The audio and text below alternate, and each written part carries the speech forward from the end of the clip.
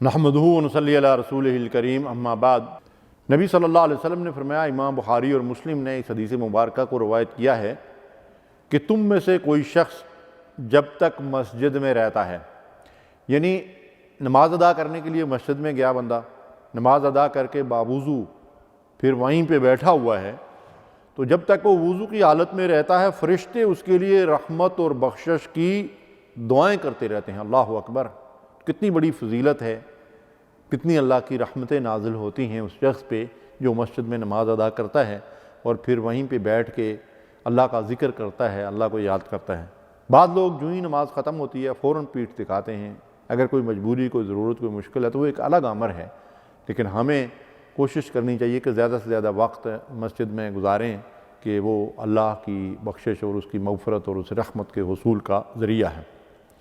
امام ابو داؤد اور امام ترمذی نے ایک حدیث مبارکہ روایت کی ہے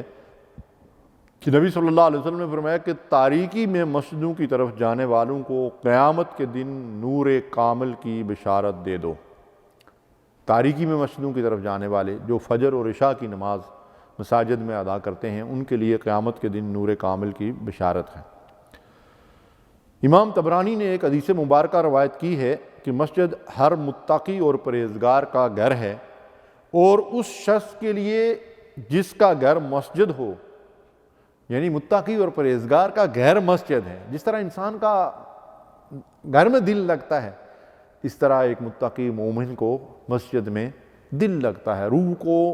سکون اور اطمینان ملتا ہے۔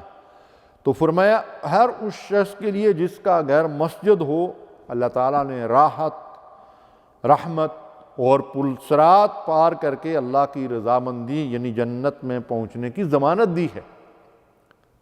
تو اللہ تعالیٰ کی کتنی رحمتیں نازل ہو رہی ہیں اس شخص پہ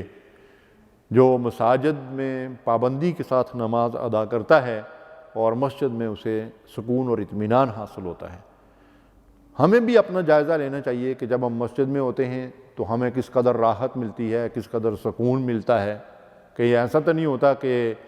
لگے بندے طریقے سے مسجد میں جاتے ہیں اور پھر جلدی سے جلدی باہر نکلنے کی جو ہے وہ کوشش ہوتی ہے۔ اگر ایسا ہے تو ہمیں اپنے دلوں کا جائزہ لینا چاہیے۔ امام بخاری اور مسلم نے ایک حدیث مبارکہ روایت کی ہے، امام الانبیاء محمد رسول اللہ صلی اللہ علیہ وسلم فرماتے ہیں کہ اگر لوگوں کو پتہ چل جائے کہ پہلی صف میں نماز پڑھنے اور اذان دینے کا کیا اجر ہے اور کیا ثواب اور اس کی کتنی فضیلت ہے، تو وہ کیا کریں؟ آپس میں قرعہ اندازی کریں۔ ایک کہے کہ میں پہلی صف میں کھڑا ہوں گا، دوسرا کہے میں پہلی صف میں کھڑا ہوں گا۔ اذان کے لیے تو آج کل مؤذن مقرر ہوتے ہیں، لیکن یہ پہلی صف میں پہنچنے والی بات جو ہے اس کی اس قدر فضیلت ہے کہ لوگ قرعہ اندازی کے ذریعے سے، یعنی جب بہت سارے لوگ پہنچ جائیں اور دو صفوں کے لوگ ہوں اور ہر ایک یہ کہے کہ میں پہلی صف میں جو ہے وہ جگہ لوں گا، تو پھر ظاہر ہے قرعہ اندازی ہی کی جا سکتی ہے۔ یہ بات سمجھانے کے لیے کہ پہلی صف میں نماز ادا کرنے کی کتنی فضیلت ہے، کتنی اللہ کی رحمتیں پہلی صف کے اوپر نازل ہوتی ہیں، اور پھر پہلی صف میں بھی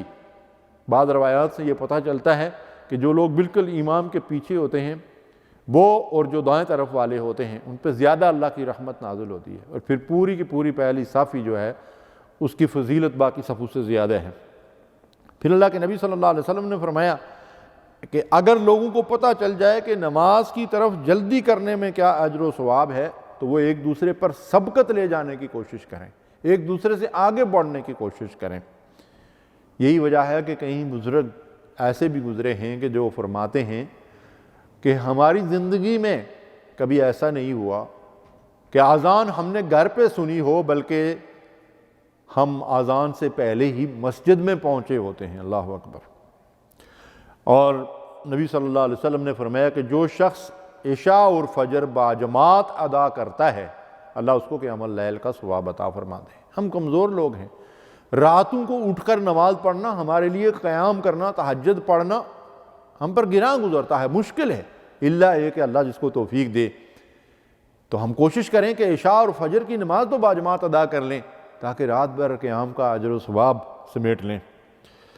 مسلم شریف کی روایت ہے، جس نے اپنے گھر میں وضو کیا پھر کسی اللہ کے گھر کی طرف فرض کی ادائیگی کے لیے نکلا تو اس کا ایک قدم گناہ کو مٹاتا ہے اور ایک قدم اس کا درجہ جو ہے وہ بلند کرتا ہے۔ امام مسلم نے ایک اور حدیث مبارکہ روایت کی ہے کہ نبی صلی اللہ علیہ وسلم نے فرمایا، کیا میں تمہیں اس چیز کے بارے میں نہ بتاؤں جس کے ذریعے اللہ خطاؤں کو معاف کر دیتا ہے اور درجات کو بلند کرتا ہے؟ تو صحابہ نے عرض کیا، یا رسول اللہ صلی اللہ علیہ وسلم ضرور۔ تو آپ نے فرمایا کہ کراہت کے باوجود آدمی اچھی طرح وضو کرے، یعنی کراہت سے مراد یہ ہے کہ سخت گرمی کا موسم ہو اور پانی بھی گرم ہو، یا سخت سردی پڑ رہی ہو اور شدت کی سردی میں ٹھنڈے پانی سے وضو کرنا پڑے، اس کے باوجود آدمی اچھی طرح وضو کرے، یا بیمار ہو، اس کو سردی لگ رہی ہو لیکن اس کے باوجود وہ اچھی طرح وضو کرے، اور مکمل وضو کرنے کے بعد مسجدوں کی طرف قدموں کی کثرت اور ایک نماز کے بعد دوسری نماز کا انتظار کرنا، فرمایا یہی رباط ہے، یہی رباط ہے۔ رباط کیا ہے؟ رباط کا مطلب ہے دشمنوں سے حفاظت کے لیے سرحدوں پر پہرا دینا، جو بہت بڑے اجر و ثواب کا باعث ہے۔ تو گویا کہ کراہت کے باوجود اچھی طرح وضو کرنا اور مساجد کی طرف قدم اٹھانا اور مساجد میں نماز کا اہتمام کرنا، یہ رباط کے ہم معنی ہے، یعنی اجر و ثواب میں یہ اتنا عظیم کام ہے۔ اللہ رب العالمین سے دعا ہے کہ ہمیں 5 وقت پابندی کے ساتھ باجماعت نماز ادا کرنے کی توفیق دے۔ صلو علی